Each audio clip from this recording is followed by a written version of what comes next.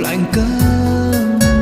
Chỉ còn anh âm thầm, anh mới nhận ra lỗi lầm để em đi thật xa.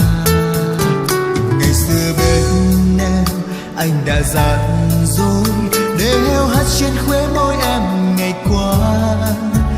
Để mình em ưu phiền cay đắng vì anh hững hờ, để rồi em đi không một lời.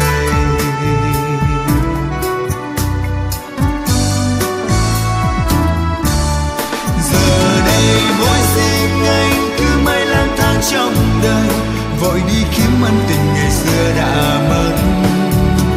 Cuộc tình ta chỉ sau bàn chân anh đi về đâu, khi mà bên anh không còn có em. Thật lòng anh chẳng mong gì hơn, chỉ mong em trở về đây để cho anh có thể nói lời xin lỗi.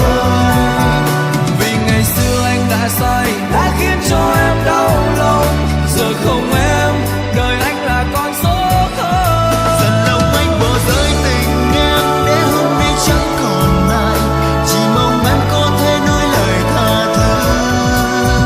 Bài học kia anh sẽ mang, sẽ nhớ trong tim suốt đời. Hai chữ một chỉ bằng không thôi.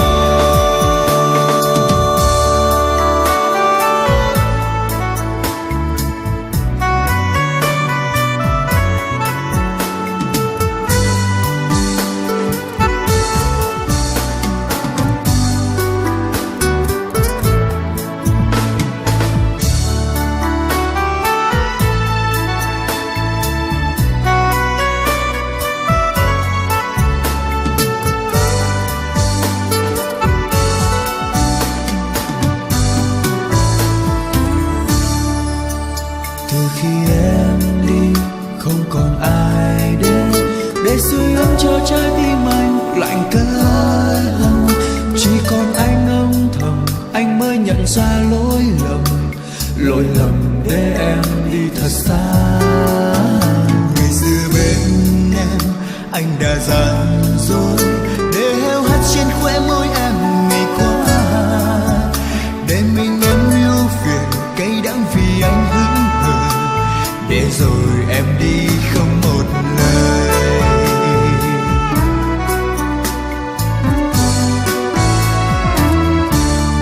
Giờ đây mỗi riêng anh cứ mãi lang thang trong đời, vội đi kiếm ân tình ngày xưa đã mất. Cuộc tình ta chỉ sau bàn chân anh đi về đâu, khi mà bên anh không còn có em.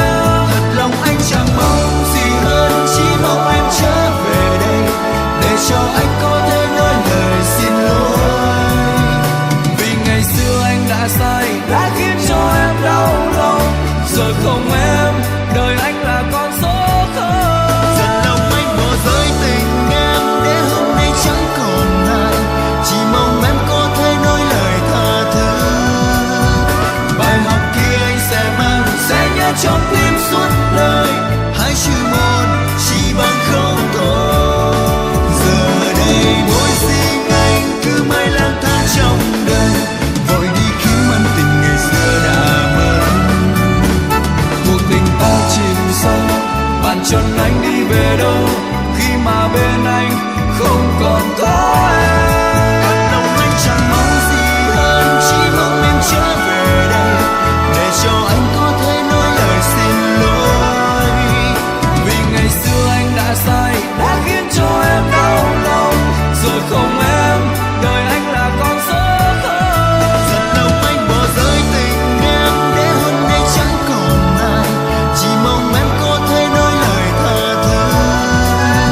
Bài học kia anh sẽ mang, sẽ nhớ trong tim suốt đời. Hai chữ một chỉ bằng không thôi.